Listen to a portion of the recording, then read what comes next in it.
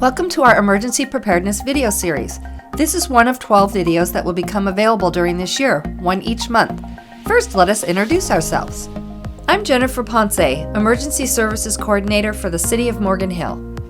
And I'm Randy Christensen, an instructor for Morgan Hill's Community Emergency Response Team.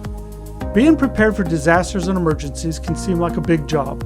Many people don't know where to start, so they never start at all. Do One Thing is a 12-month program and has been adopted nationally by emergency services of many counties. The program makes it easy for you to prepare yourself, your family, and your community for emergencies or disasters. The goal of this presentation is to help those that you love have the capabilities to receive, understand, and act on information received in an emergency. Our objectives are threefold. Make sure that emergency procedures are in place at your workplace and the schools that your children attend. Help those people you love have the necessary emergency kits to survive a disaster. Lastly, know how others within your community will respond in a disaster. It is unknown when most disasters will happen. What would you do if you were away from your home? Do you know where to find a safe shelter? Do you know what the emergency procedures are for your children's school or at your place of work? Will your loved ones who depend upon you know what to do if you can't be reached? Know how to make sure you and your loved ones are safe in a disaster or emergency no matter where you are. Here are some items that you should understand about the emergency procedures at your child's school. Know how the school will respond to different emergencies like fires, earthquakes, bomb threats, and intruders. If available to you, review the school's emergency plan, including how they will reunite you with your child and how they will communicate with you. Understand how the responding agencies will be controlling the scene, or how or if you as a parent will have access during the situation. Understand what drills the students will be exposed to so you can properly answer any questions your child may have.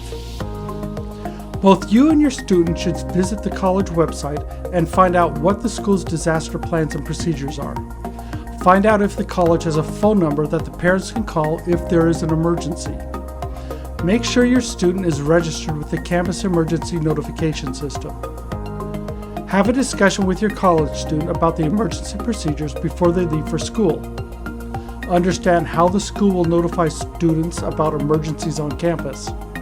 Understand how the college will keep students updated before, during, and after a disaster.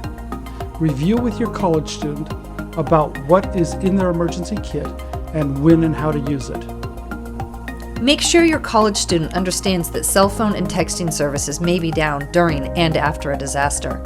Decide upon an emergency contact that doesn't live near you or the college and make sure your college student has their contact information. Make the emergency contact aware that they have been selected and make sure your child knows to call that person if you can't be reached and that you'll be doing the same. Very important. Before your student leaves for college, talk to your insurance agent and find out if your policy covers your child's belongings while they are at college. Make sure that your student knows where to go in the event of a medical illness or injury and make sure that that facility takes your insurance. At your employment, ask your employer or manager about emergency plans for the building where you work. Understand the building evacuation routes and where your assembly area is so you can meet up with your manager. Maps with routes should be posted. Understand how your employer will account for your safety during an emergency. Know where all of the fire extinguishers and AEDs are located in your building. Ways to increase the safety at your work. Keep a 72-hour kit in your vehicle in the event you need supplies to help you get home safely. After a major earthquake, you may have to do some walking to get home. Consider creating a breakout bag in the event you get trapped in the office. Consider having a whistle, crowbar, and a small first aid kit as a minimum. After an earthquake, ceilings may be down, cubicle furniture may be knocked over, and doors may be askewed and jammed. Volunteer to help with emergency trainings and drills. You might even consider becoming a member of your company's emergency response team or their safety team. If the company doesn't already have one, help create a facility emergency kit. If your employer needs help with developing or having a review of their facility's emergency plan, Reach out to your city or county Office of Emergency Services. If there isn't an Office of Emergency Services, search out the expertise at your local police or fire department. California Office of Emergency Services can help you find your local emergency manager and give you their contact information. Things to be aware of while you're out in the community. Every time you enter a building, think about your personal safety. This includes work, school, restaurants, sports centers, church, all buildings. Where's the quickest exit? Where is the secondary exit?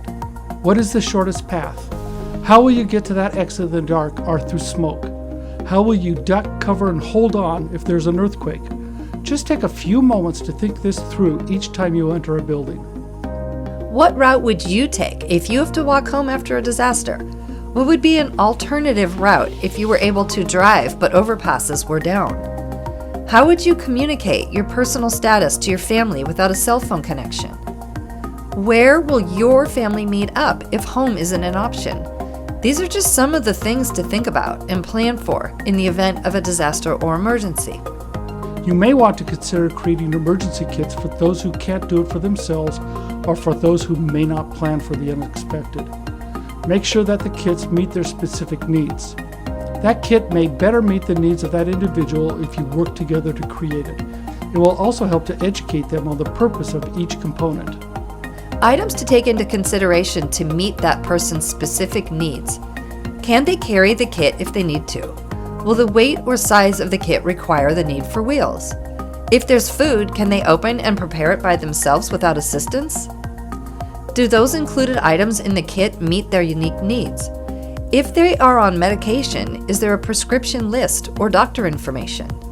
Has special dietary information been included? Are they able to work with the tools and items provided in that kit? College students may have some specific requirements. Create a small enough kit to store if they're in a dorm or small bedroom.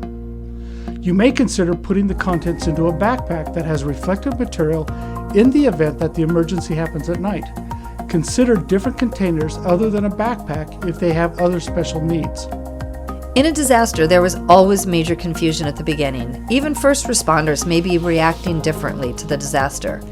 Many who are not formally first responders may be reaching out to help. Those first responders are very important, but their resources will be limited. An example is that in smaller cities and towns, you may only have 6 to 9 firefighters on duty. Some police departments may only have 4 to 8 police officers. You may need to depend upon your family and/or neighbors.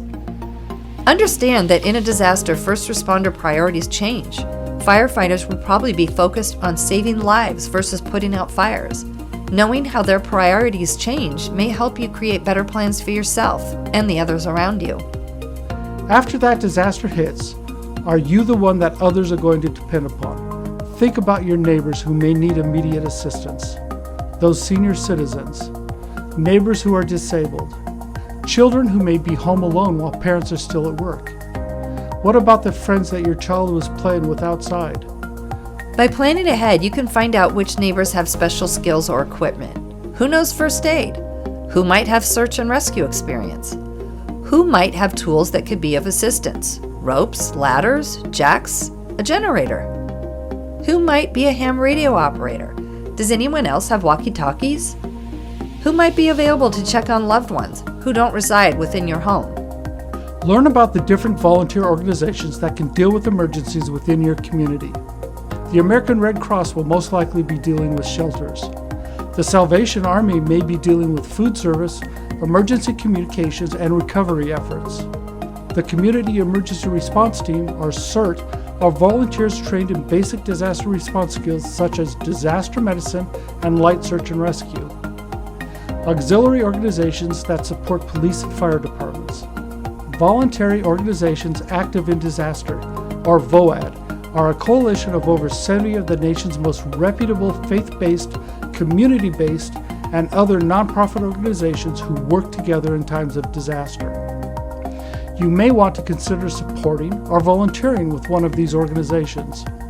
In review, we have discussed 3 areas where you can make the difference in people's lives, including yours. Make sure that emergency procedures are in place at your work and schools where family members attend.